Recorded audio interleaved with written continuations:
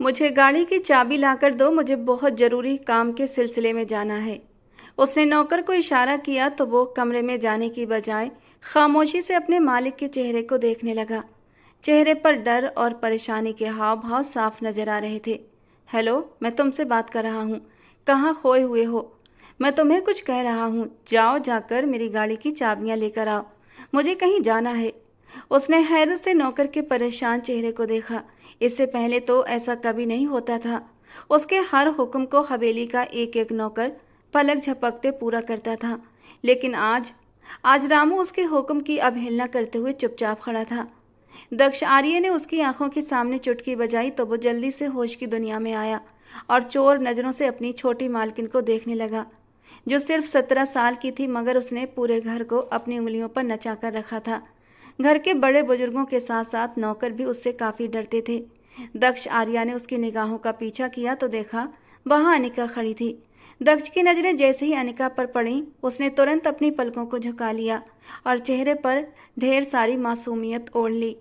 निचला होंठ बाहर को निकालते हुए अपनी उंगलियां मरोड़ने लगी। इस वक्त वाकई वो एक मासूम सी गुड़िया लग रही थी, इतनी मासूम कि कोई जोर से बोल दे तो उस मासूम सी गुड़िया में दरार आ जाए। लेकिन ये तो दक्ष ही जानता था कि ऊपर से मासूम सी गुड़िया दिखने वाली अनिका अंदर से पूरी आफत की पुड़िया थी। अब क्या किया तुम लोगों ने? दक्ष आर्या ने अपने सीने पर हाथ बांधे और दोनों के चेहरे को गौर से देखने लगा, जैसे अंदाजा लगाने की कोशिश कर रहा हो कि इनके मन में आखिर चल क्या रहा है। बेचारे नौकर का हाल तो बहुत बुरा हो गया था। उसका पूरा वजूद डर से कांपने लगा था, क्योंकि मामला ही कुछ ऐसा था। दक्ष की गाड़ी को कोई हाथ भी लगाए तो वो तूफान खड़ा कर देता था, और यहाँ पर तो आगे सोचने की बेचारे रामू में हिम्मत ही नहीं थी, क्योंकि वो बाहर रखा ही इसलिए गया था कि गाड़ियों की देखभाल कर सके। अगर कोई गाड़ी खराब हो जाए तो उसे मिस्त्री के पास ले जाए। अनिका तो दक्ष के हाव भाव देखते हुए अपनी जान बचाने के लिए तुरंत कमरे में भाग गई। अब वहाँ केवल वही दोनों बचे थे। रामू, अब कुछ बोलोगे या फिर मुझे अपने असली रूप में आना पड़ेगा? इस बार दक्ष का अंदाज थोड़ा सख्त हुआ था और रामू ने जल्दी से दक्ष के सामने हाथ जोड़ दिए। मालिक, हमें माफ़ कर दीजिए, हमारी कोई गलती नहीं है। ये कहकर वो फिर से खामोश हुआ था। आगे बोलो, मैं सुन रहा हूँ। दक्ष ने उसे आगे बोलने के लिए उकसाया। मालिक, छोटी मालकिन ने गाड़ी कहीं ठोक दी है। गाड़ी की हालत बहुत ख़राब है। मैंने उसे मिस्त्री के पास भिजवा दिया है। ये सुनकर तो जैसे उसके सिर पर आसमान आकर गिरा था।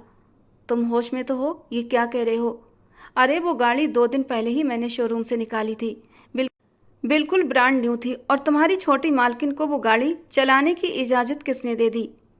मैंने तुम्हें कितनी बार समझाया है कि उसे इन चीज़ों से दूर रखा करो। अरे उसे तो ढंग से ड्राइविंग भी नहीं आती। तुम भी राजू हमेशा गलती कर जाते हो। अब मैं तुम्हें क्या कहूँ? चलो जाओ, मेरी नज़रों से दूर हो जाओ। वो बुरी तरह नाराज हो गया था। लगभग 2 दिन पहले ही उसने एक इम्पोर्टेंट मीटिंग में हिस्सा लिया था, जिसमें वो अपनी डील फाइनल करने में सफल रहा था, और बदले में उसे एडवांस में 6 करोड़ रुपये मिले थे, जिसमें से 5 करोड़ की उसने नई गाड़ी खरीदी थी। लेकिन वो गाड़ी मैडम जी ने एक ही दिन में कहीं ले जाकर ठोक दी थी। जब उसने गाड़ी की हालत देखी तो उसे चक्कर आने लगे। अपने चकराते सर को संभालते हुए वो वहीं कुर्सी पर बैठ गया और फौरन ही उसके मन में अनिका का ख्याल आया। कहीं उस बेवकूफ़ नासमझ लड़की को तो कोई चोट नहीं लगी? जब गाड़ी की हालत इतनी ख़राब है तो यकीनन अनिका को भी चोट जरूर लगी होगी, जो उसने मुझसे छुपा ली है। वो फौरन गाड़ी को भगाता हुआ दोबारा हवेली लाया था। मिस्त्री को उसने कह दिया था कि गाड़ी को ध्यान से ठीक करे। वो तेज तेज कदमों से कमरे के अंदर दाखिल हुआ तो देखा वो ड्रेसिंग टेबल के सामने बैठी थी। चेहरे पर हमेशा रहने वाली हल्की मुस्कान थी। गुलाबी होंठ धीरे धीरे हिल रहे थे, शायद वो कोई गाना गुनगुना रही थी, और बहुत ही सावधानी से नेल पॉलिश भी लगा रही थी। उसे मस्त अंदाज में देखकर दक्ष वहीं दरवाजे पर ही रुक गया था। कितने ही पल वो उसके मासूम से चेहरे को देखता रहा। चेहरे पर वही बेफिक्री और हमेशा की तरह की खूबसूरती। अभी वो सिर्फ 17 साल की थी। नई नई जवानी ने खूब रंग रूप बिखराया था उस पर। उसके तीखे नए नक्श उसे सबसे अलग बनाते थे। छोटी सी सुतवा नाक, खिलता सफ़ेद रंग, हल्के गुलाबी गाल, बड़ी बड़ी काली आंखें, और उन काली आंखों के ऊपर बड़ी बड़ी काली पलकों की झालर। वो सादगी में भी कयामत ढाती थी। इस वक्त वो दुपट्टे से बेखबर बड़े मगन अंदाज में अपने पैरों पर झुकी नेल पॉलिश लगा रही थी। आगे झुकने की वजह से उसके डीप गले से दक्ष की नज़रें एक पल के लिए अटक गई थीं। अगले ही पल थूक निगलते हुए उसने अपनी नज़रें उसके ऊपर से हटाई थीं। वो किसी भी कमज़ोर पल का शिकार होकर उसकी खूबसूरती में कैद होना नहीं चाहता था। भले से वो उसकी बीवी थी, वो उस पर अपना हक रखता था, लेकिन उसे ये भी पता था अभी वो बहुत छोटी है, सिर्फ 17 साल की। उसके साथ कुछ भी गलत कर बैठा तो पूरी ज़िंदगी खुद को माफ़ नहीं कर पाएगा। उसने अपनी मौजूदगी का एहसास दिलाया, लेकिन वो तो इतनी मगन थी कि उसकी तरफ देखा ही नहीं। दक्ष के लबों पर अब एक हल्की सी मुस्कान आई थी। वो ऐसी ही थी, लापरवाह सी, बेफिक्र सी। वो लड़की किसी को भी अपना दीवाना बना सकती थी। उनकी शादी को लगभग 2 साल हो चुके थे, मगर इन 2 सालों में उसके करीब जाना तो दूर की बात, दक्ष आर्या ने अपनी पत्नी को कभी गौर से भी नहीं देखा था। और यही बात अब अनिका को चुभने लगी थी। वो उसे जताना चाहती थी कि अब वो कोई छोटी बच्ची नहीं रही, बल्कि समझदार हो चुकी है और सब कुछ अच्छे से समझती है। तुम ठीक तो हो? वो तेजी से चलते हुए उसके पास आया और उसके कंधे पर हाथ रखते हुए चिंतित लहजे में पूछा। उसके स्पर्श को महसूस करते हुए एक सिहरन की लहर अनिका के पूरे वजूद में दौड़ गई। उसका दिल जोर जोर से धड़कने लगा, जबकि उसके गाल भी शर्म से गुलाबी हो गए थे। और आजकल तो वो कुछ ज़्यादा ही शर्माने लगी थी, क्योंकि अब वो अपने पति की नज़दीकियाँ चाहती थी। चढ़ती जवानी के जज्बात उसे तंग करने लगे थे और वो दक्ष के चौड़े सीने से लिपट कर अपने जज्बातों को सुकून देना चाहती थी, लेकिन दक्ष उसे हमेशा दूरी बनाए रखता और ये बात अनिका को चिढ़ने के लिए मजबूर कर देती थी। वो कैसे दक्ष को बताती कि उसका मन दक्ष आर्या की महक को महसूस करने के लिए मचलने लगा था। मैं ठीक हूँ, उसने कांपते हुए स्वर में कहा और हकलाते हुए जवाब दिया। मगर दक्ष ने उसके लहजे पर ज़्यादा ध्यान नहीं दिया।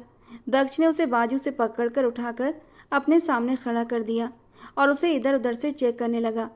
यकीनन तुम्हें चोट लगी है, लेकिन तुम मुझे बता नहीं रही। वो उसके बाजुओं को छूकर देख रहा था और अब उसके हाथ उसकी कमर पर गए थे। अनिका ने अपनी आंखें बंद कर ली थीं। उसका हर स्पर्श अनिका की धड़कनों में एक नया शोर पैदा कर रहा था और इस बात से बेखबर दक्ष उसके वजूद को टटोल कर उसकी चोट ढूंढने की कोशिश कर रहा था। दक्ष, चोट तो कहीं और लगी है, तुम अभी तक सही जगह पर नहीं पहुंच पाए हो। और दक्ष घबराकर खड़ा हुआ था। कहाँ कहाँ लगी है चोट? दिखाओ मुझे। यहाँ यहाँ लगी है मुझे चोट। उसने अपने दिल पर उंगली रखी थी। छूकर महसूस करो मेरी चोट को, कितना दुखता है मुझे। और आपको इस बात का एहसास नहीं? तुम पागल हो, एकदम पागल। वो उसकी बात का मतलब फौरन समझ गया था और एक झटके से उससे दूर हुआ था। पागल हूँ दक्ष, आपके प्यार में पागल हूँ। मेरी इन धड़कनों को महसूस करो जो अब दिन रात तुम्हारे नाम पर धड़कने लगी हैं। लेकिन तुम तो मुझसे यूँ दूर भागते हो जैसे मैं कोई अछूत हूँ। क्या मैं तुम्हें पसंद नहीं? क्या मैं बहुत बुरी हूँ? क्या मैं खूबसूरत नहीं? वो आंखों में आंसू लिए दर्द भरे अंदाज में सवाल कर रही थी और दक्ष को उसकी आंखों में आंसू पसंद नहीं थे। आगे बढ़ते हुए उसने अनिका की आंखों के आंसू साफ कर दिए। तुम बहुत खूबसूरत हो अनिका, इतनी खूबसूरत कि तुम्हें देखकर किसी के भी होश गुम हो जाए। और ये बात अपने दिमाग से निकाल दो कि मैं तुम्हें पसंद नहीं करता। फिर मुझसे दूर क्यों रहते हैं? मेरे पास क्यों नहीं आते? उसने सिसकते हुए कहा। मेरी मजबूरी है अनिका, ये सब कुछ मैं तुम्हारे लिए ही तो कर रहा हूँ। अभी तुम बहुत छोटी हो, इस रिश्ते की नाजुकता की तुम्हें समझ नहीं है। नहीं हूँ मैं छोटी, बहुत बड़ी हो गई हूँ। बताइए कहाँ से छोटी हूँ मैं? वो तनकर दक्ष के सामने खड़ी हुई थी। बिना दुपट्टे के वो अपनी जवानी के रंग बिखेर रही थी और दक्ष की धड़कनें एक पल के लिए तेज हुई थीं। उसने जल्दी से उसके ऊपर से नजरें हटाईं। देखा, नहीं हूं ना मैं आपको पसंद, इसलिए आप मुझसे नजरें चुराते हैं, मुझे जी भरकर देखते भी नहीं।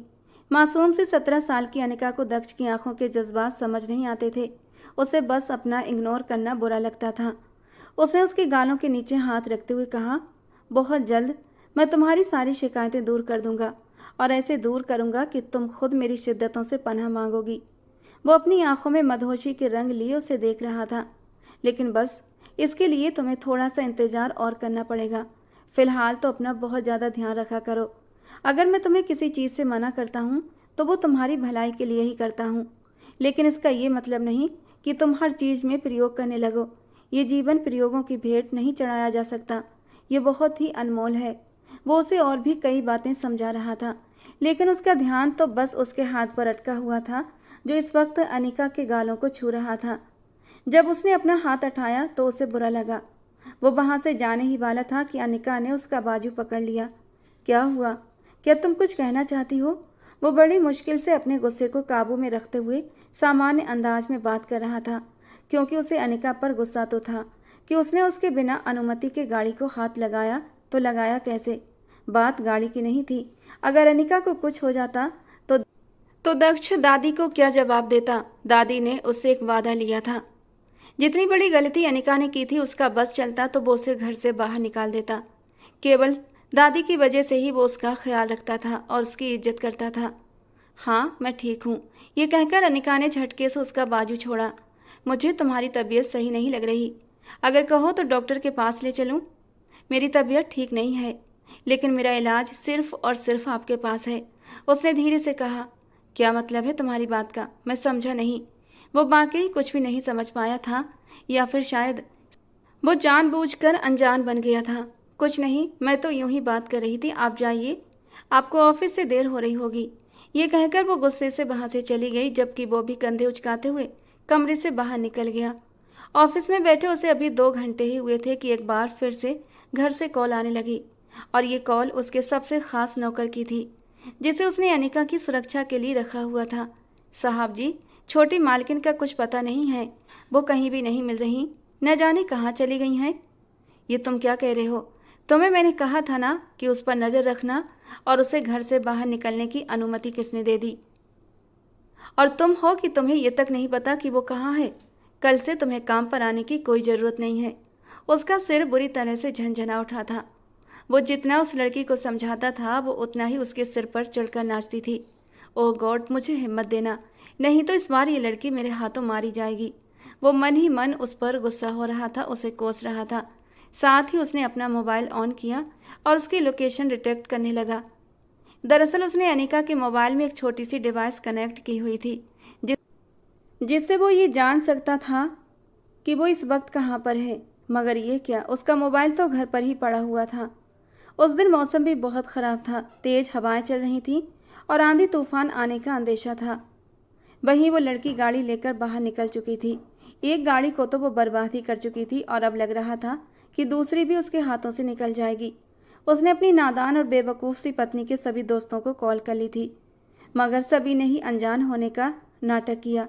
फिर वो हवेली के आसपास के इलाकों में उसे ढूंढने के लिए निकल गया था, और लगभग 4 घंटों की मेहनत के बाद वो उसे एक चाय के होटल में बैठी मिली। वो बहुत ही सुकून से चाय पी रही थी, इस बात से बिल्कुल बेखबर कि उसके सामने वाली टेबल पर बैठे हुए कुछ आवारा लड़के उसे अजीब नज़रों से देख रहे थे, और ये सब देखकर दक्ष आर्या का खून खौल उठा था। वो गुस्से से लपकता हुआ वहां पहुंचा और एक लड़के का कॉलर पकड़कर उसके चेहरे पर जोरदार मुक्का मार दिया। वो मानसिक रूप से तैयार नहीं था, इसलिए लड़खड़ाता हुआ जमीन पर गिर गया। ये देखकर बाकी लड़के भी चौंक गए थे। इस अजनबी ने बिना कुछ कहे सुने उसके दोस्त पर हाथ उठा दिया था। आखिर क्यों? तेरी इतनी हिम्मत कि तू मेरे दोस्त पर हाथ उठाए? दूसरे लड़के ने कहा और खड़ा हुआ, लेकिन दक्ष ने उसका हाथ भी पकड़ लिया और उसे भी अच्छे से धुन कर रख दिया। थोड़ी ही देर में वो वहाँ बैठे सभी लड़कों को सबक सिखा चुका था। अनिका, जो सिर्फ एक रोमांच के लिए घर से निकली थी, उसके बहमो गुमान में भी नहीं था कि दक्ष आर्या उसे ढूंढता हुआ यहाँ पहुँच जाएगा। अब की बार वो अपनी पत्नी के पास आया और जोर से टेबल पर हाथ मारा। मैंने तुम्हें क्या समझाया था अनिका? जब तुम मेरे घर आओगी तो तुम्हें अपने पिछले सारे तौर तरीके छोड़ने होंगे, अपनी सारी आदतों को कुर्बान करना होगा। मुझे बहुत अच्छे से पता है कि तुम्हारे बाप ने तुम्हें बहुत ज़्यादा आज़ादी दे रखी थी, इतनी कि उन्हें यह भी परवाह नहीं होती थी कि उनकी बेटी कहाँ है और कहाँ समय बिता रही है। मगर माफ़ करना, मैं तुम्हें इतनी आज़ादी नहीं दे सकता। तुम मेरी पत्नी हो, मेरी इज्जत हो, और जब तक मेरी ज़िंदगी में रहोगी तब तक मेरा फ़र्ज है कि तुम्हारी रक्षा करूं। अब तुम खुद चल रही हो या फिर मैं तुम्हें खींचते हुए ले जाऊं? आखिरी बात उसने दांत भींचते हुए कही थी, तो वो तुरंत उठी और भागती हुई गाड़ी की तरफ बढ़ गई। दक्ष आर्या ने एक नज़र उसकी लाई हुई गाड़ी पर डाली थी। भगवान का शुक्र था कि गाड़ी की हालत बिल्कुल ठीक थी। तुम रात के इस पहर यहाँ क्या कर रही थी, और पिछले 4 घंटे से कहाँ घूमती रही हो? मुझे सच सच बताओ। मैं सागर और बाकी लोगों के साथ खाना खाने आई थी। ये वही है ना जो तुम्हारे कॉलेज के दोस्त थे? ये सुनकर उसने शर्मिंदगी से सिर झुका लिया। मैंने तुम्हें क्या कहा था कि तुम अपने सारे मेल फ्रेंड्स से सारे रिश्ते तोड़ दोगी, तो फिर ये सब क्या है? क्या तुमने मुझे बेवकूफ़ समझ रखा है, या तुम्हें लगता है मुझे उल्लू बनाना बहुत आसान है? वो गुस्से से दहाड़ा। आपने मुझे कहा था कि मैं अपने कजिन्स के साथ घूम सकती हूँ, और आप जानते हैं कि सागर मेरा बहुत अच्छा कजिन है और उसके साथ मेरा दोस्त भी। वो धीमे स्वर में बोली थी। तुम्हारा जो कजिन, वो कैसा कजिन है मैं अच्छे से जानता हूँ। तुम्हारी माँ की सहेली का बेटा, यही ना? तुम उसकी माँ को मौसी कहती हो तो वो तुम्हारा कजिन हो गया। Very funny. कान खोलकर सुन लो, वो मेरे सीने पर एक बोझ की तरह है। वो गुस्से से चीख पड़ा। अनिका आंखें फाड़े दक्ष के इस गुस्से भरे स्वरूप को देखती रही। वो उस पर गुस्सा कर रहा था और उसे बिल्कुल भी बुरा नहीं लग रहा था, बल्कि उसके दिल में एक मीठी सी लहर उठी थी। वो उस पर अपना हक जता रहा था और ये अनिका को अच्छा लगा था। और यही सोचते हुए इस गंभीर स्थिति में भी उसे हंसी आ गई थी, और यही उसकी सबसे बड़ी गलती साबित हुई। उसकी हंसी दक्ष आर्या के गुस्से को और भी हवा दे गई थी। दक्ष ने झटके से गाड़ी रोकी। क्या हुआ, आपने गाड़ी क्यों रोक दी? उसने मासूमियत से अपने पति के चेहरे की ओर देखा, जो उससे लगभग 10 साल बड़ा था। गाड़ी से नीचे उतरो। क्या मतलब? गाड़ी से उतर जाऊं? लेकिन बाहर कितना अंधेरा है, इस वक्त तो बाहर निकलना ठीक नहीं होगा। मैं तो बाहर नहीं जा रही। उसने अपने बाजू लपेटे और सीट के सहारे टिक कर बैठ गई। मैं तुमसे सलाह नहीं ले रहा, बल्कि मैं तुम्हें आदेश दे रहा हूँ कि अभी और इसी वक्त गाड़ी से नीचे उतरो। और मैं तुम पर गुस्सा कर रहा हूँ और तुम्हें मेरे गुस्से की परवाह नहीं, उल्टा तुम मुझ पर हंस रही हो। आप मेरे साथ ऐसा नहीं कर सकते। उसके चेहरे की हवाइयाँ उड़ गई थीं और उसका शरीर डर से कांपने लगा। अगर तुम्हें सबक सिखाने के लिए मुझे ये सब करना पड़े तो मुझे कोई आपत्ति नहीं। तुम खुद गाड़ी से उतर रही हो या मैं तुम्हें धक्का देकर उतारूं? चिंता मत करो, हवेली यहाँ से 15 मिनट की दूरी पर है। अगर तुम पैदल आओगी तो मुश्किल से 25 मिनट लगेंगे। शर्त यह है कि रास्ते में किसी जंगली जानवर से सामना न हो जाए, वरना फिर सिर्फ तुम्हारी हड्डियां ही मिलेंगी। वो उसे डरा रहा था और साथ ही गाड़ी से उतरने को कह रहा था। मैं दादी से जाकर आपकी शिकायत करूंगी, उसने मासूमियत से धमकी दी, और मैं साफ मुकर जाऊंगा। वैसे भी दादी भी तुम्हारी इन हरकतों से बहुत परेशान हो चुकी हैं। वो तो भगवान का धन्यवाद करेंगी कि तुम जैसी लड़की से उनका पीछा छूटा। आप बहुत बुरे हैं, मैं आपको कभी माफ़ नहीं करूंगी। वो एकदम रो देने को हुई थी। मुझे तुम्हारी माफ़ी की ज़रूरत भी नहीं है। ये कहकर वो खुद ही गाड़ी से नीचे उतरा और उसकी साइड का दरवाज़ा खोलकर उसका हाथ पकड़कर उसे जोर से सड़क पर खींचकर उतार दिया। उसके घुटने जमीन से टकराने की वजह से जख्मी हो गए थे और वो दर्द से करहा उठी। उसकी चीख की आवाज़ सुनकर एक पल के लिए दक्ष का दिल कांप गया, मगर अगले ही पल उसने खुद को फिर से पत्थर बना लिया। वो उसे यहाँ छोड़कर जाना तो नहीं चाहता था, सिर्फ सबक सिखाना चाहता था। जैसे जैसे गाड़ी की लाइट्स अनिका से दूर होती जा रही थीं, वैसे वैसे उसे ऐसा लग रहा था कि वो मौत के करीब जा रही है। उसके जाने के बाद अनिका ने छोटे छोटे कदम आगे बढ़ाने शुरू कर दिए, मगर उसकी आंखों के सामने अंधेरा छा गया और वो बेहोश होकर वहीं सड़क पर गिर चुकी थी। पैर फिसलने की वजह से वो नीचे जंगल की ओर लुढ़कती चली गई। दक्ष अभी सिर्फ 3 मिनट की ड्राइविंग पर ही आगे गया था कि अचानक उसका दिल घबराने लगा और अनिका का डरा हुआ चेहरा उसकी आंखों के सामने घूमने लगा। ये मैं क्या कर रहा हूँ? मैं भी तो बच्चों जैसी हरकत कर रहा हूँ। रात के इस पहर एक जवान लड़की जो मेरी पत्नी भी है, उसे सड़क के बीचों बीच छोड़ देना क्या किसी मर्द को शोभा देता है? कहीं ऐसा ना हो उसे कोई गलत इंसान मिल जाए। यही सोचकर उसने तुरंत अपनी गाड़ी रिवर्स की थी, मगर जब वो वहां पहुंचा तो दूर दूर तक अनिका का नामो निशान नहीं था। जंगल में सियारों के चिल्लाने की आवाज़ें आ रही थीं। जीवन में पहली बार दक्ष डर गया था, और वो भी छोटी सी लड़की के खो जाने पर। वो ऊंची आवाज़ में उसका नाम पुकारने लगा, लेकिन अनिका तो होश और चेतना से कोसों दूर जंगल के बीचों बीच पड़ी थी। हे भगवान, ये मैंने क्या कर दिया? पता नहीं वो मासूम नादान कहाँ चली गई है। वो लगभग पूरे 3 घंटे तक उसे ढूंढता रहा, और इन 3 घंटों में उसकी सांसें सूख चुकी थीं। उसने अपने एक पुलिस अधिकारी दोस्त को भी कॉल कर लिया था, और अब वहाँ पुलिस भी उसकी मदद के लिए मौजूद थी। थोड़ी ही देर बाद एक आदमी के चिल्लाने की आवाज़ आई थी। सर जी, यहाँ पर एक लड़की बेहोश पड़ी है, देखिए कहीं यही तो नहीं जिसे हम ढूंढ रहे हैं। ये सुनकर दक्ष वहां भागता हुआ गया और जब सामने पड़ी हुई बेहोश अनिका को देखा तो उसके दिल को राहत मिली थी। मानो उसे नई जिंदगी मिल गई हो। उसका दिल खुशी से भर गया था और वो खुद भी उस खुशी को समेट नहीं पा रहा था। उसने तुरंत अनिका को अपनी बाहों में उठाया और उसे अस्पताल लेकर भागा। वो डर और सदमे की वजह से बेहोश हो गई थी। जब अनिका को होश आया तो उसने देखा दक्ष उसके बहुत करीब बैठा है।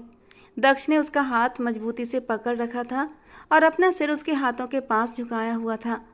अनिका के दिल में गहराई से इच्छा जागी कि वो उसके बालों में उंगलियां फिराए और उसके स्पर्श को महसूस करे, मगर इससे पहले कि वो अपनी इच्छा पूरी करती, दक्ष ने अपना सर ऊपर उठा लिया। उसकी आंखें नींद की कमी की वजह से लाल थीं और चेहरे पर एक अजीब सी बेचैनी फैली हुई थी। मगर जैसे उसने अनिका को होश में देखा उसकी बेचैनी खत्म हो गई और आंखों में खुशी की लहर दौड़ गई।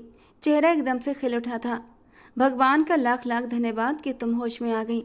उसने अपने ईश्वर का धन्यवाद किया और फिर सीधा मंदिर चला गया।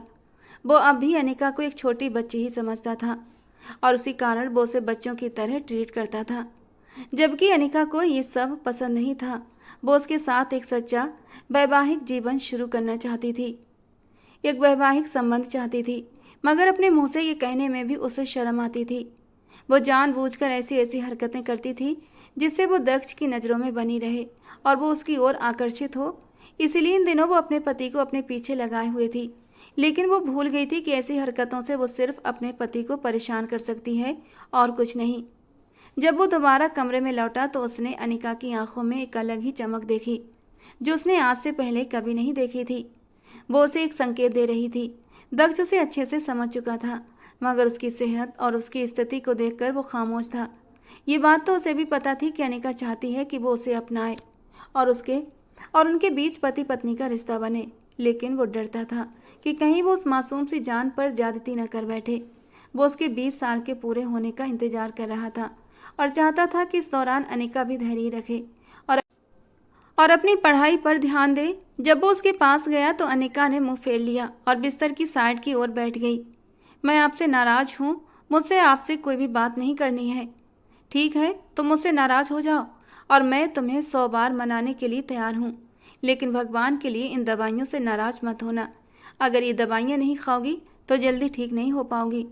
मुझे जल्दी ठीक होने का कोई शौक भी नहीं है, क्योंकि जल्दी ठीक होकर भी मुझे आपका ही हुक्म मानना है और आपकी दी हुई सजाएं सहनी होंगी। मुंह फुलाकर शिकवा करते हुए इस वक्त वो सीधा दक्ष के दिल में उतरती जा रही थी और दक्ष के लबों पर एक शरारती मुस्कान आई थी। मेरा इतना ख्याल रखना। तुम मेरी सजा कह रही हो? तुम ना समझो, सजा तो वो होगी जो तुम मुझसे चाहती हो। नाजुक सी जान है तुम्हारी, मुझे सह नहीं पाओगी। वो उसकी आंखों में आंखें डालकर शरारत से बोला था और अनिका का दिल जोरों से धड़क उठा था। पूरे 17 साल और पूरे 10 महीने की हो चुकी हूँ, अगले 2 महीने में 18 की हो जाऊंगी और आप अभी तक मुझे छोटा ही समझते हैं। इस बार दक्ष खिलखिलाकर हंस पड़ा था। 17 की तो ऐसे कह रही हो जैसे 27 की हो गई हो। सारे बेकार के ख्याल दिमाग से निकाल दो और पूरे 3 साल और इंतजार करो। अपना दिमाग पढ़ाई पर लगाओ, बेकार की बातें इस खाली दिमाग में मत भरो। मुझे इल्ज़ाम देने से पहले अपने गिरबान में झांक कर देखो। मैं तुम्हारे साथ कोई ज्यादती नहीं कर रहा मैडम साहिबा, बल्कि 2 साल से आप मुझे तिगनी का नाच नचा रही हैं। कभी मैंने आपसे ऊंची आवाज़ में बात की? उसने उसके चेहरे को पकड़कर अपनी ओर मोड़ा तो वो मासूमियत से सर नामे हिलाने लगी। अगर आज मैंने तुम्हें उस जगह छोड़ा था तो इसका ये मतलब नहीं कि मैं तुमसे नफरत करता हूँ या फिर मैं तुमसे पीछा छुड़ाना चाहता हूँ। इसका सीधा मतलब है कि मैं तुम्हारी फिक्र करता हूँ। तुम्हें थोड़ी सी सजा देकर तुम्हें समझाना चाहता हूँ कि आगे से कोई भी गलत हरकत नहीं करोगी। ये तुम्हारे हित में सही नहीं है। तुम्हें पता है मैं कितना डर गया था। मुझे सच में तुम्हारी बहुत फिक्र है अनिका। अगर फिक्र करते हैं तो दिखाते क्यों नहीं हैं? आप हर बार यही कहते हैं कि आप मुझसे प्यार करते हैं, लेकिन मुझे कभी भी आपका प्यार दिखाई नहीं देता। वो गुस्से से मुंह फुलाते हुए बोली तो कितनी ही देर तक उसके मासूम हुस्न को देखता रहा। बेख्याली में थोड़ा सा आगे बढ़ते हुए अपना चेहरा उसके चेहरे के करीब किया था। क्या तुम्हें मेरी आंखों में अपने लिए प्यार दिखाई नहीं देता? अनिका ने धीरे से सर हाँ में हिला दिया और फिर धीरे से बोली, लेकिन आंखों में प्यार दिखने का क्या फ़ायदा? मुझे तो आपकी संगत चाहिए। मेरा दिल मचलता है आपके करीब आने को, लेकिन आप मेरे करीब नहीं आते। मेरा दिल करता है मैं आपके कंधे पर सर रखकर लेटूं और आप मेरे सर को हल्के से थपकते हुए दुनिया जहान की बातें करें और यूं ही आपकी बातें सुनते सुनते मैं आपकी बाहों में सो जाऊं।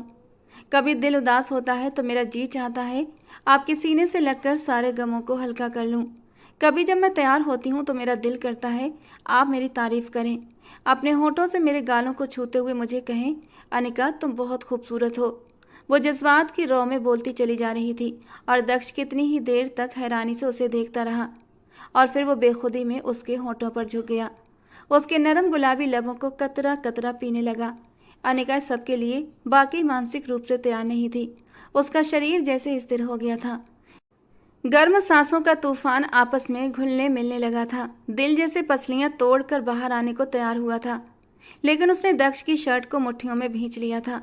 एक सुकून अपने वजूद में उतरता हुआ महसूस कर रही थी।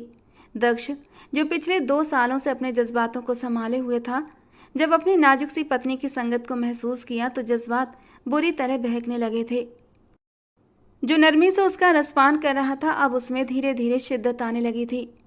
वो उसके नाजुक से लबों को बुरी तरह लाल कर चुका था और फिर आखिरकार दक्ष आर्या को अपनी नाजुक सी पत्नी पर तरस आ गया। जब वो उसके होठों से अलग होकर साइड में हटा तो वो गहरी गहरी सांसें लेने लगी। उसके गाल शर्म से गुलाबी हो गए थे, जबकि वो अब शांत भाव से निचला होंठ दांतों से दबाते हुए आंखों में शरारत लिए अपनी पत्नी का ये अनोखा रूप देख रहा था। जरा सी गुस्ताखी पर तुम्हारी ये हालत है और बात करती हो शादीशुदा रिश्ते की शुरुआत करने की। जानती भी हो उसमें क्या कुछ करना पड़ता है।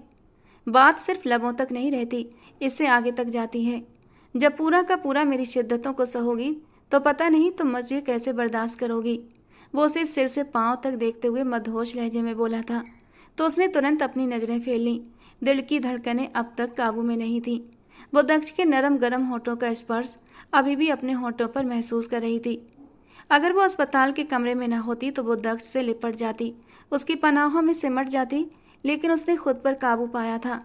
आपको अपना कोई भी रूप दिखाने की जरूरत नहीं है, कांपते लबों से कहते हुए उसने अपने चेहरे की लाली छिपाने के लिए मुंह फेर लिया था और ये सुनकर वो ठाका मारकर हंस पड़ा था।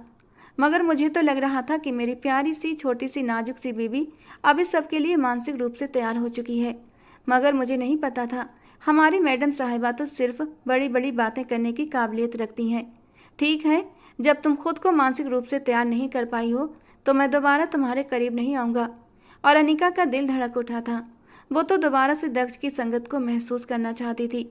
नहीं, अब ऐसी भी कोई बात नहीं है, वो एकदम चिल्लाकर बोली। मगर फिर खुद ही अपनी गलती का एहसास हुआ कि उसे ऐसा कुछ नहीं कहना था और वो पूरी तरह से चुप हो गई। अच्छा चलो जल्दी से ये दवा खा लो, फिर तुम्हें घर ले चलते हैं। घर वाले भी तुम्हारे लिए बहुत ज़्यादा परेशान हो रहे हैं। मुझे तो लगा था जितना तुम सबको तंग करती हो वो तो शुक्र मनाएंगे कि तुम घर पर नहीं हो, मगर दादी कोई 50 बार तुम्हारे बारे में पूछ चुकी हैं। वो प्यार से उसे दवा खिलाकर पानी पिलाकर लिटा चुका था। हम घर वापस कब जाएंगे?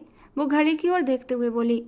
1 घंटे में डॉक्टर तुम्हें फ्री कर देंगे, लेकिन मैं सोच रहा हूँ कि हम सुबह घर चलेंगे क्योंकि अभी बहुत रात हो चुकी है। नहीं नहीं, मुझे अभी घर जाना है। वो उसके सामने ही बैठ गया और उसके चेहरे को गहराई से देखने लगा। कुछ देर पहले की गई शरारत की लाली अब भी उसके गालों पर थी। होठों की हल्की लालिमा दक्ष की शिद्दत की गवाही दे रही थी। वो उसकी निगाहों से बहुत ज़्यादा कंफ्यूज हो रही थी। अनिका, मैं चाहता हूँ मेरी 5 बेटियाँ हों और पांचों तुम्हारी जैसी हों। और ये सुनकर तो उसकी आंखें बाहर आने को तैयार हुई थीं। पहले तो कभी उसने किसी बच्चे का नाम तक नहीं लिया था, बल्कि उसने ऐसी कोई बात ही नहीं की थी। और आज वो पूरी 5 बेटियों की बात कर रहा था। कहीं पांचों का चेहरा इस वक्त उसकी आंखों के सामने घूम गया था और उसका सिर चकरा कर रह गया। हे भगवान, मुझे हिम्मत देना, वो मन ही मन बोली थी। मैं सोच रहा हूँ कि हम लोग अब जल्दी ही अपना फैमिली प्लानिंग शुरू कर दें, क्योंकि देखो बहुत वक्त बीत चुका है। मैं तो 27 का हो चुका हूँ। अगर 2 साल बाद मेरा बच्चा पैदा होता है तो जब तक वो जवान होगा मैं तो बूढ़ा हो जाऊँगा। वो जानबूझकर ये बातें कर रहा था और साथ ही साथ उसके चेहरे के हाव भाव भी देख रहा था। वो तो सोच भी नहीं सकता था कि उसे तंग करते हुए दक्ष आर्या को इस हद तक मजा आएगा। प्लीज़ आप इस तरह की बातें मत करें, मेरा दिल घबराने लगता है। वो परेशानी से अपने हाथ मसलते हुए बोली। मेरी जान, बातों से दिल घबराता है। जब मैं ये सब कुछ हकीकत में करूँगा तब तो तुम बेहोश ही हो जाओगी। बस इसीलिए थोड़ा सा तुम्हें इस रिश्ते को समझने के लिए और वक्त देना चाहता हूँ, ताकि तुम मानसिक रूप से हर चीज़ के लिए तैयार रहो। और ये सुनकर वो नज़रें चुराने लगी। लगभग 1 घंटे बाद वहाँ डॉक्टर आ चुकी थी और उसने उसे सख्ती से हिदायत दी थी कि चाहे कुछ भी हो जाए, अब तुमने किसी भी चीज़ की टेंशन नहीं लेनी और ना ही किसी चीज़ के लिए परेशान होना है। और अगर ये तुम्हें टेंशन दे तो तुम मुझे बताना। और तब उसका ये राज भी उजागर हो गया कि डॉक्टर उसके पति की बचपन की दोस्त भी है। अब ये जानने के बाद उसका मुंह एक बार फिर से गुस्से से फूल गया। वो डॉक्टर से भी सीधे मुंह बात नहीं कर रही थी, जबकि डॉक्टर माला ने दक्ष आर्या से सवाल कर ही दिया। यार, तुम तो यूनिवर्सिटी में किसी को भी मुंह नहीं लगाते थे, बल्कि कॉलेज में भी तुम्हारी कोई लड़की दोस्त नहीं थी। ऐसा क्या हो गया कि तुमने एक छोटी सी कम उम्र लड़की को अपनी ज़िंदगी में शामिल कर लिया, जबकि तुम तो कहते थे कि तुम एक बहुत ही मैच्योर लड़की को अपनी ज़िंदगी में शामिल करोगे। ये सुनकर अनिका गौर से दक्ष के चेहरे की ओर देखने लगी। उसे लग रहा था कि वो कह देगा कि ये सब कुछ घर वालों ने ज़बरदस्ती करवाया है, वरना वो अनिका की जात में कोई दिलचस्पी नहीं रखता। थोड़ी इस तरह डॉक्टर के सामने उसकी इज्जत अफजाई हो जाएगी। मगर हैरानी का झटका उसे उस वक्त लगा जब दक्ष आर्या ने उसके कंधों के आसपास अपने बाजू लपेटे और प्यार भरे अंदाज में बोला, मोहब्बत पर इंसान का कोई जोर नहीं होता डॉक्टर माला।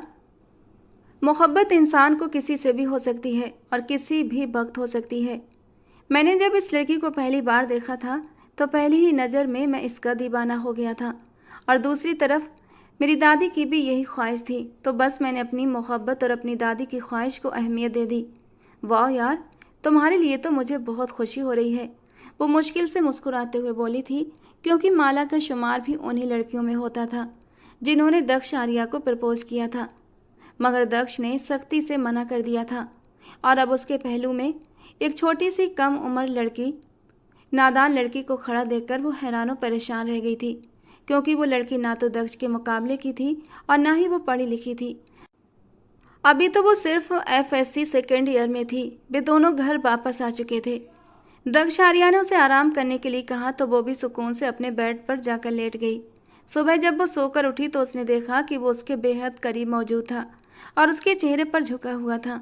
ये देखकर उसका दिल धड़क उठा। अगले ही पल उसने अपनी पलकें झुका लीं और उसकी पलकें भी थरथराने लगी थीं। तुम बहुत खूबसूरत हो, इसमें कोई शक नहीं। ये कहकर उसने उसके होठों पर अपना अंगूठा फेरा तो वो शर्माकर साइड में होकर लेट गई। दक्ष आर्या ने उसके कंधों से पकड़कर उसे फिर से अपनी ओर मोड़ा। मैं तुमसे बात कर रहा हूँ।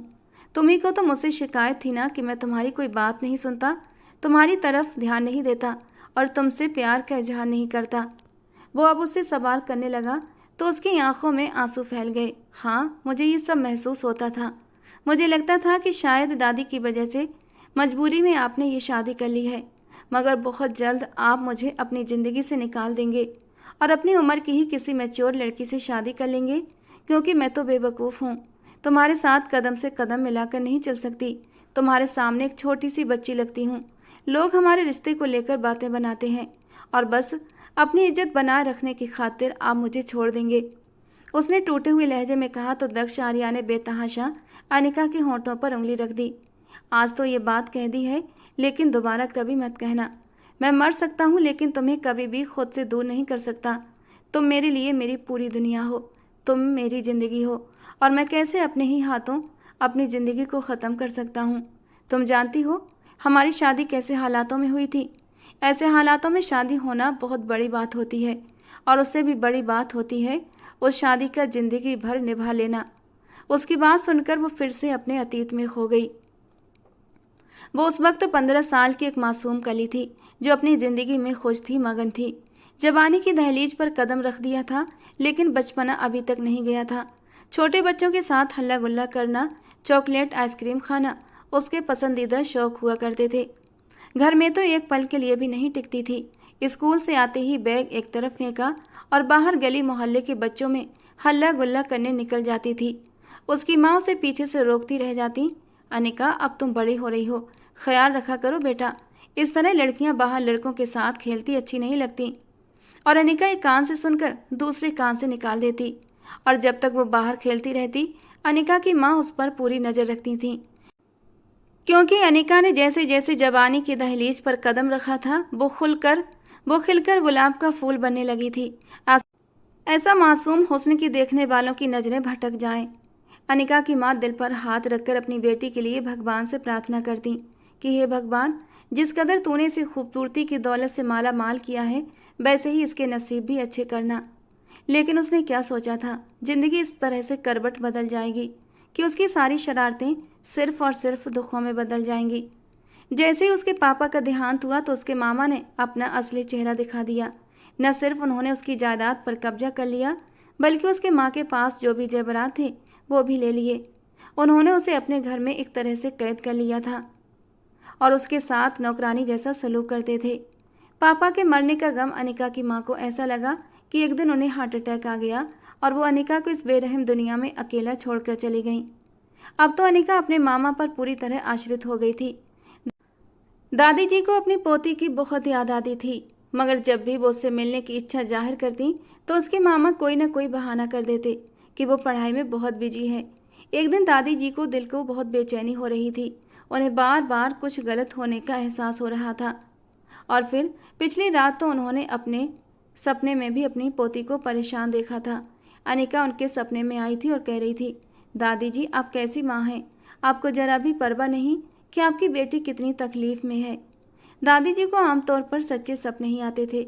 सुबह होते ही उन्होंने जिद पकड़ ली कि मुझे अनिका से मिलने जाना है। चाचा जी ने समझाया कि उसके मामू हमें पसंद नहीं करते, वो हमें देखकर नाराज हो जाएंगे। अरे, मुझे किसी की भी नाराजगी से कोई फर्क नहीं पड़ता, मुझे सिर्फ अपनी पोती से मिलना है। 4 महीने हो गए हैं, मैंने तो उसकी शक्ल तक नहीं देखी। पता नहीं किस हाल में होगी मेरी बच्ची, ठीक से खाना खाया भी है या नहीं। मेरी मासूम सी बच्ची, मैं तो पहले ही उसे वहाँ भेजना नहीं चाहती थी, लेकिन भगवान का कहर टूटे उसके मामा पर, जो जबरदस्ती उसे अपने साथ ले गया। और यूं वो अपने बड़े बेटे के साथ उसके ननिहाल पहुंच गईं। लेकिन जैसे ही उन्होंने लॉन्च के अंदर कदम रखा तो उन्हें चीखों की आवाज़ें सुनाई दी। ये चीखें किसी और की नहीं बल्कि अनिका की थीं।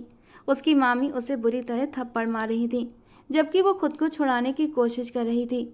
और ये देखकर दादी का दिल कांप उठा था।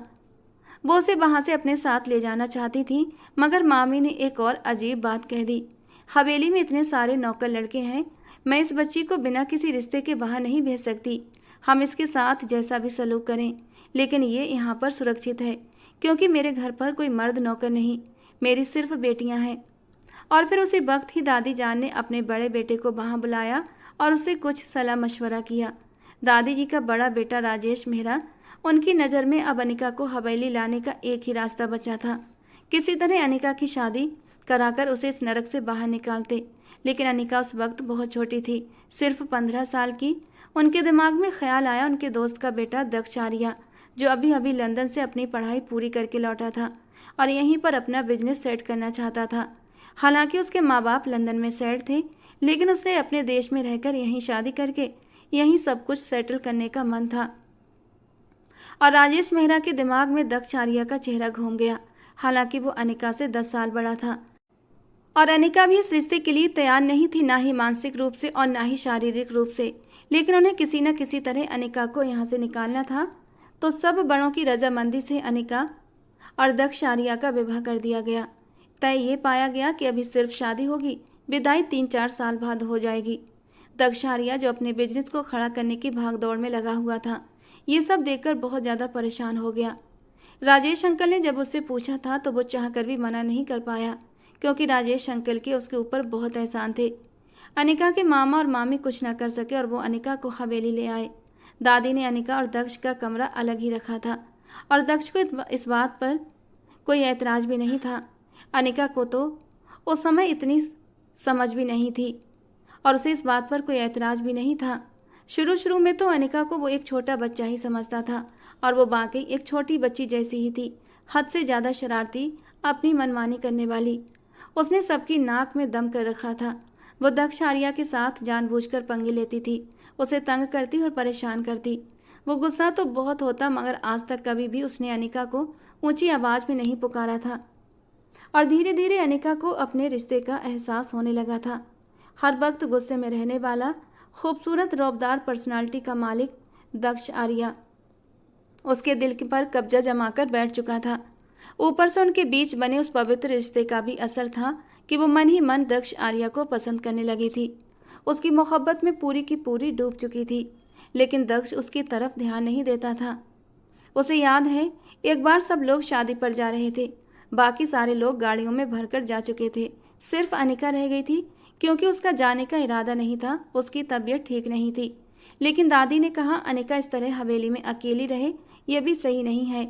इसीलिए दादी ने जाते हुए दक्ष से कहा था कि अनिका को दवाई दिलाकर अपने साथ शादी में ले आना, और दक्ष ने हामी भर ली थी। अनिका को दवाई देकर वो उसे तैयार होने के लिए कहकर चला गया था। करीब आधे घंटे बाद लौटा तो वो अभी भी तैयार नहीं हुई थी। बुरी तरह पसीने में नहाई हुई अपने ब्लाउज की जिप में उलझी हुई थी कि दक्ष ने अंदर कदम रखा था। तुम अभी तक तैयार नहीं हुई? वहाँ दादी ने फ़ोन कर करके मेरा बुरा हाल कर दिया है। लेकिन दक्ष, मैं तो तैयार हो गई थी, लेकिन इस जिप ने मुझे परेशान कर दिया है। वो बेधड़क दक्ष की तरफ पीट करके खड़ी हुई थी, जहाँ उसकी जिप बुरी तरह एक जगह पर अटक गई थी। सफ़ेद नाजुक कमर पर दक्ष की निगाहें अटक गई थीं। ये पहली बार था जब उसने अनिका को इस रूप में देखा था। इस लहंगे में वो अपनी उम्र से ज़्यादा बड़ी लग रही थी। उनकी शादी को 8 महीने हो चुके थे और अब वो 16 साल की हो गई थी। तो तुम दूसरे कपड़े पहन लो, दक्ष ने निगाहें चुराते हुए उसे मशवरा दिया था। दूसरे कपड़े मैंने ट्राई किए थे, बट वो मुझे फिट नहीं आ रहे। बाकी डेली यूज़ वाले कपड़े हैं, अब उन्हें तो नहीं पहन सकती ना। सारे कपड़े छोटे पड़ गए हैं। बस यही एक लहंगा था जो थोड़ा फिट आ रहा था, हालांकि टाइट तो यह भी है। दक्ष की नज़रें उसके भरे भरे वजूद पर अटक गई थीं। जब वो इस हवेली में आई थी तो एकदम दुबली पतली थी, लेकिन इन 8 महीनों में ही उसका शरीर काफ़ी भर चुका था। उसका ब्लाउज उसकी धड़कनों पर बुरी तरह टाइट हो रहा था। प्लीज़ अब मेरी जिप लगा दें। वो या तो इतनी मासूम थी या फिर बनने का नाटक कर रही थी। वो आग से खेल रही थी। दक्ष आर्या एक जवान, जज्बातों से भरपूर मर्द था, और अनिका उसकी पत्नी, खूबसूरत, कम उम्र। वो भूल चुकी थी अगर वो उसके सामने खुद को पेश करेगी तो वो कैसे खुद को संभाल पाएगा। बिना सोचे समझे उसने अपने हाथ जिप की ओर बढ़ाए थे, और बेध्यानी में दक्ष के हाथों ने उसके नाजुक वजूद को महसूस किया था, और उसके पूरे बदन में एक स्पार्क हुआ था। वो उसकी बीवी थी, एक जायज़ रिश्ते में बंधी हुई, और ऊपर से तन्हाई। वो कैसे खुद को संभालता? उसके गले में गिल्टी सी उभरती महसूस हुई थी। गला खुश्क हो गया था। अनिका के दाएं तरफ गर्दन पर एक काला तिल, जिसे छूने के लिए दक्ष का मन बेकरार हुआ था, और फिर अगले ही पल उसने अपने होंठ उस काले तिल पर रख दिए थे। दक्ष के गर्म होठों का स्पर्श जैसे ही अनिका को अपनी गर्दन पर महसूस हुआ, वो बुरी तरह कांप उठी थी। भले वो दक्ष को पसंद करती थी, लेकिन इस तरह दक्ष का उसके करीब आना उसे बुरी तरह अंदर तक जकड़ चुका था। वो बिदक कर उससे दूर हटी थी। दक्ष की आंखों में चमकते मदहोशी के रंग देखकर वो बुरी तरह बदहवास हुई थी। आप जाएं, मैं दूसरे कपड़े पहन लूंगी, बदहवासी से कहते हुए उसने कबर्ड खोलकर कपड़े निकालना शुरू कर दिए थे। दिल पसलियां तोड़कर बाहर आने को बेकरार था। उसे अब तक दक्ष के होठों का स्पर्श अपनी गर्दन पर महसूस हो रहा था, और दक्ष को अपनी गलती का एहसास हुआ था, बुरी तरह एहसास। अनिका भी सिर्फ 16 की थी, और अभी से वो उस पर इस तरह अपने जज्बात लुटाना कहाँ की अक्लमंदी थी। और उसी दिन उसने तय कर लिया था कि वो अपने जज्बातों को कंट्रोल में रखेगा। अपने जज्बात कभी भी अनिका पर जाहिर नहीं होने देगा, जब तक कि वो एक समझदार मैच्योर लड़की नहीं बन जाती, जब तक कि इस रिश्ते की नाजुकता को समझने नहीं लगती। अभी वो छोटी थी, इन सब बातों की उसे समझ नहीं थी। वो चुपचाप कमरे से निकल गया, और अनिका ने अपने दिल की धड़कनों को मुश्किल से काबू में किया था। चेहरा शर्म से लाल हो चुका था, और यही वो पहला स्पर्श था जो उसे दक्ष से मिला था, और वो दक्ष की संगत के लिए अब बार बार मचलने लगी थी। जबकि दक्ष ने अपने कदम रोक लिए थे। जिस जगह वो रहते थे वहाँ से उसका ऑफिस काफ़ी दूर पड़ता था। लगभग 2-3 घंटे लग जाते थे। घर वालों की इजाज़त से उसने अपने ऑफिस के पास ही एक अपार्टमेंट खरीद लिया था, लेकिन अनिका की जिद थी कि मैं भी दक्ष के साथ जाऊंगी। दक्ष के बिना वो कैसे जिएगी, ये सोच कर उसे रोना आ रहा था। सब लोगों ने उसे समझाने की भरपूर कोशिश की थी, लेकिन अनिका को एक बात भी समझ नहीं आ रही थी। उसने जिद बांध ली थी कि उसने बस दक्ष के साथ रहना है, और फिर उसकी जिद को देखते हुए घर के बड़ों ने ये फैसला किया था कि अब अनिका की विदाई कर देनी चाहिए। लेकिन ये फैसला लेने से पहले दादी ने दक्ष को अपने पास अपने कमरे में बुलाया था। दक्ष बेटा, अनिका की जिद को देखते हुए मैं पारंपरिक रूप से उसकी विदाई कर देना चाहती हूँ।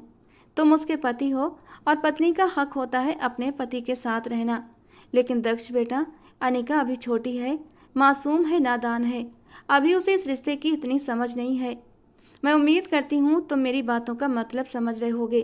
तुम समझदार हो, इस रिश्ते को थोड़ा सा टाइम देना। दादी आप चिंता मत करें, मैं आपकी बात का मतलब अच्छे से समझ गया हूँ। और दादी ने एक सुकून भरा सांस लेते हुए दक्ष के माथे को चूम लिया था। और इस तरह दक्ष अनिका को लेकर अपने अपार्टमेंट में शिफ्ट हो गया। कभी कभी वो दोनों मिलकर हवेली जाते थे और काफ़ी सारा वक्त अपनों के बीच बिताते। इस वक्त भी वो हवेली में ही थे। अनिका की तबीयत ठीक न होने की वजह से वो अस्पताल से सीधा अनिका को हवेली लेकर आया था और अभी भी वो एक छोटी सी गुड़िया की तरह उसके बाजुओं में लेटी हुई थी जब दक्ष ने बहुत ही प्यार से उसके माथे को छुआ था। अब दक्ष अनिका से पहले से ज़्यादा ख्याल रखने लगा था। उसकी छोटी छोटी खुशियों का ख्याल रखता, उसे बाहर घुमाने ले जाता, उसे अपने साथ लगाते हुए अपने होने का एहसास कराता। कभी कभी उसके माथे पर अपने होंठ रखते हुए उसे गुड नाइट कहता। और अनिका के लिए तो यही बहुत था। वो यही तो चाहती थी। वो दक्ष को लेकर डर गई थी, इनसिक्योर फील करने लगी थी कि कहीं दक्ष उसे छोड़ न दे। लेकिन दक्ष ने अब उसे धीरे धीरे अपनी मोहब्बत का एहसास दिलाना शुरू कर दिया था, तो उसके दिल में एक सुकून उतर गया था और वो खुश रहने लगी थी। पढ़ाई पर भी ध्यान देने लगी थी।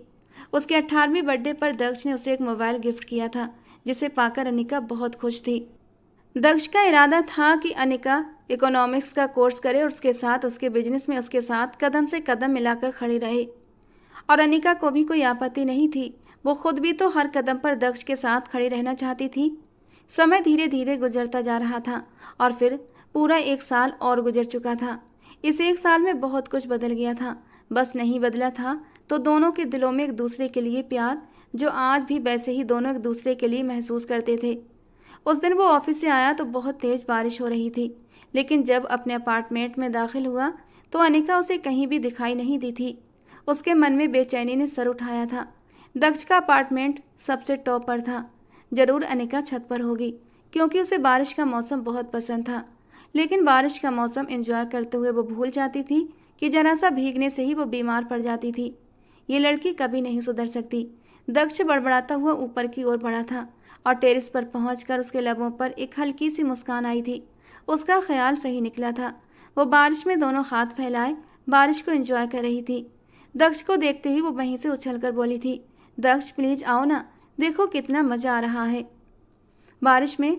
बेवकूफ़ लड़की, अभी तुम्हें मज़ा आ रहा है, थोड़ी देर में ही तुम्हारी छींकें शुरू हो जाएंगी। कुछ नहीं होता दक्ष, प्लीज आओ ना, हम दोनों साथ मिलकर नहाएंगे। और न जाने क्या सोचकर दक्ष भी उसके साथ आकर खड़ा हो गया था। बारिश की बूंदें दोनों को भिगोती जा रही थीं और धीरे धीरे अनिका को ठंड लगने लगी थी। लेकिन उसे दक्ष की संगत में बहुत सुकून मिल रहा था और वो अपनी ठंड को बर्दाश्त करते हुए पूरी तरह बारिश को एंजॉय कर रही थी। लेकिन वो कब तक ठंड को सहन करती? बारिश के पानी से उसे वैसे भी एलर्जी थी। एक जोरदार छींक मारते हुए वो दक्ष के सीने से लग गई थी। कर ली ना तबीयत खराब, चलो अब नीचे। वो उसका हाथ पकड़कर कमरे में ले आया था और टॉवल से उसे सुखाने लगा, साथ ही साथ उसे डांट भी रहा था। अब बस भी कर दो दक्ष, कितना डांटोगे? वो मुंह फुलाते हुए बोली, साथ ही एक छींक और मार दी थी। अब जल्दी से जाकर फ्रेश हो जाओ, मैं तुम्हारे लिए कपड़े निकालता हूँ। उसे बाथरूम की ओर धकेलते हुए बोला और फिर बाथरूम में जाकर गर्म पानी से शॉवर लेते हुए अनिका की जान में जान आई थी।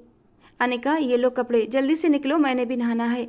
उसने दरवाजे पर नॉक करने के लिए हाथ रखा, लेकिन दरवाज़ा अंदर से खुला हुआ था। शायद जल्दबाजी में अनिका उसे अंदर से बंद करना भूल गई थी और दरवाज़ा अंदर को खुलता चला गया।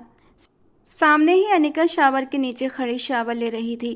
दक्ष की नज़र उसके खूबसूरत नाजुक वजूद पर पड़ी तो उसकी धड़कनें धड़क उठी थीं। बेख्तियार उसके कदम अनिका की ओर बढ़े थे। अनिका सांस रोके दक्ष को देख रही थी। अगले ही पल उसने दक्ष की तरफ से अपना रुख फेरा था। एक झटके से अनिका को उसने पीछे से अपने सीने से लगा लिया। उसकी गर्दन से गीले बालों को हटाते हुए वो धीरे धीरे उसकी गर्दन और पीठ पर अपना स्पर्श छोड़ रहा था। जब अनिका 16 की थी तब उसने पहली बार अनिका के लिए अपने दिल में जज्बात महसूस किए थे और आज अनिका 19 साल की हो गई थी। पिछले 3 साल से वो खुद पर पहरे बिठा रहा था, लेकिन आज आज ये पहरे वो खुद तोड़ देना चाहता था। और जब दक्ष के हाथ उसकी नरम धड़कनों पर गए तो अनिका मचलते हुए उसके चौड़े सीने में मुंह छुपा गई थी। उसके कांपते होंठों से दक्ष का नाम निकला था। अनिका प्लीज, अब और नहीं, अब और खुद पर पहरे नहीं बिठा सकता, कहते हुए उसने अनिका को अपनी गोद में उठा लिया था और अंदर कमरे में लाकर बेड पर बिठा दिया और फिर धीरे से उसके होंठों पर झुक गया। धीरे धीरे उसके रस को कतरा कतरा अपने अंदर उतारने लगा। उसके बाद वो उसकी गर्दन पर आया था और वहाँ पर अपनी मोहब्बत के निशान बनाने लगा। वो बुरी तरह मचल रही थी, कभी शर्मा कर उसके सीने में छुप जाती तो कभी चादर को मजबूती से पकड़ लेती। और ये मंजर दक्ष के लिए बहुत ही अनोखा, बहुत ही प्यारा था। उसके दिल में ये ख्वाहिश जागी कि ये पल कभी ख़त्म न हो। क्या तुम इस रिश्ते की शुरुआत के लिए मानसिक रूप से तैयार हो? कहीं ऐसा तो नहीं कि मैं तुम्हारे साथ ज़बरदस्ती कर रहा हूँ? वो एक पल के लिए पीछे हटा और बहुत ही प्यार से उसके चेहरे की ओर देखते हुए पूछा, तो वो तेजी से सर ना में हिला गई। मैं सबके लिए तैयार हूँ दक्ष, क्या तुम मुझे बर्दाश्त कर लोगी? दक्ष ने एक बार फिर से उसकी आंखों में देखते हुए सवाल किया था, तो वो बुरी तरह घबरा गई थी। ये तो मैं नहीं जानती दक्ष, मगर वादा करती हूँ आपको शिकायत का मौका नहीं दूंगी। उसे समझ नहीं आ रहा था कि वो क्या जवाब दे, क्योंकि दक्ष उसे बहुत उलझा रहा था और इस तरह की स्थिति का वो पहले कभी सामना नहीं कर पाई थी। दक्ष ने उसे एक बार फिर से अपनी बाहों में जकड़ लिया और फिर उसने अगले ही पल जल्दी से अपनी शर्ट उतारी थी और फिर से उसके ऊपर झुक गया। अब वो उसके चेहरे के हर रूप को छू रहा था। चेहरे से होते हुए वो उसकी गर्दन पर आया था और फिर उसकी गर्दन से होते हुए वो उसकी मुलायम धड़कनों की ओर धीरे धीरे बढ़ने लगा था और अगले ही पल वो उसके वजूद में जोर से उतर गया था। मीठा मीठा दर्द जो अनिका की आंखों में आंसू ले आया था और उसने जोर से अपने नाखून दक्ष के कंधों पर गड़ाए थे। ये सब कुछ वो बहुत ही धैर्य से सह रहा था, बल्कि दिल ही दिल में वो खुश भी हो रहा था। तुम्हारे साथ एक बहुत ही अच्छी ज़िंदगी बीतने वाली है अनिका, वो एक पल के लिए उसे आज़ाद करते हुए उसके कानों में फुसफुसाते हुए बोला और फिर उसके कान की लौ को एक बार फिर अपने दांतों में दबा गया। तुम ठीक तो हो? तुम अनकंफर्टेबल हो तो तुम मुझे फ़ौरन बता देना। तुम्हारी आंखों में आंसू देखकर मेरे दिल को कुछ होता है। वो एक बार फिर से गहरे लहजे में बोला तो बेइच्छा ही उसे अपनी किस्मत पर गर्व होने लगा। अनिका को अपने पति से बहुत ज़्यादा प्यार महसूस हो रहा था, जो उसका हद से ज़्यादा ख्याल रखता था, उसे किसी छोटे बच्चे की तरह ट्रीट करता था। जिस तरह से कोई भी काम करने से पहले छोटे बच्चों से पूछा जाता है, बिल्कुल उसी तरह से वो उससे भी पूछ रहा था। तुम मुझसे वादा करो, कभी मुझे छोड़कर नहीं जाओगे। वो इन नाजुक पलों में भी उसे ज़िंदगी भर का साथ देने का वादा मांग रही थी। क्या तुम्हें लगता है कि मैं कभी तुम्हें छोड़ सकता हूँ? अगर मैं तुम्हें छोड़ूं तो सांस लेना भी छोड़ दूंगा। और मेरी ये ज़िंदगी मेरी सबसे बड़ी दौलत है, क्योंकि ये ज़िंदगी मैंने तुम्हारे साथ बितानी है। वो सारी रात जैसे एक मधुर स्वप्न की तरह बीती थी। पूरी रात वो उसकी मोहब्बत के सागर में डूबी रही। कभी वो थोड़ा कठोर हो जाता तो कभी अपनी नरमाई से उसे छू जाता। उस रात उसने अपने हर रूप का जादू अनिका पर छलका दिया और अनिका भी उसके हर रूप की दीवानी हो गई। सुबह जब वो उठी तो उसकी नटखट आवाज़ उसके कानों में गूंजी, अब तुम्हें मुझसे कोई शिकायत तो नहीं है ना? अगर शिकायत है तो वो शिकायत भी मैं अभी इसी वक्त तुम्हारी दूर कर सकता हूँ। अपने करीब करता हुआ वो शरारत से बोला था। वो न जाने कब का उठ गया था और अब ऑफिस जाने के लिए तैयार खड़ा था, जबकि अनिका की तो नींद ही अब खुली थी। मेरी तौबा, जो अब मैं तुमसे कोई शिकायत करूं। उसका रात का जुनूनी रूप याद करके वो बुरी तरह घबराई थी। वो मुस्कुराते हुए बोला, अब तुम्हें ये डर भी नहीं रहा कि मैं अपना हक किसी और दूसरी औरत से ले लूँगा। वो जानबूझकर उसे चिढ़ा रहा था। अगर मुझे इस बात का संदेह भी हुआ तो देखना मैं तुम्हारा क्या हाल करती हूँ। उसने टाई से पकड़कर उसे अपनी ओर खींचते हुए कहा था। वो 5 फुट 2 इंच की नाजुक सी लड़की, जो मुश्किल से उसके कंधे तक पहुँचती थी और अपनी मर्जियाँ उसके बॉस की तरह चलाती थी।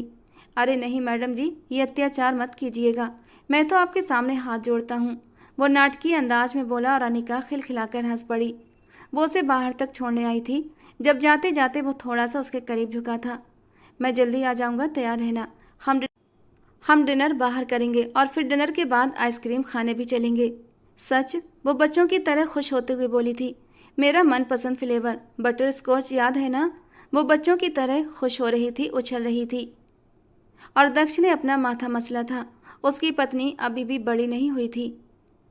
तो दोस्तों, आज की हमारी कहानी आपको कैसी लगी कमेंट बॉक्स में ज़रूर बताना। पसंद आई हो तो प्लीज़ लाइक करना। रोज़ ऐसी ही रोमांटिक कहानियों के लिए हमारे चैनल से जुड़े रहना। मिलते हैं दोस्तों अगली किसी नई रोमांटिक कहानी के साथ।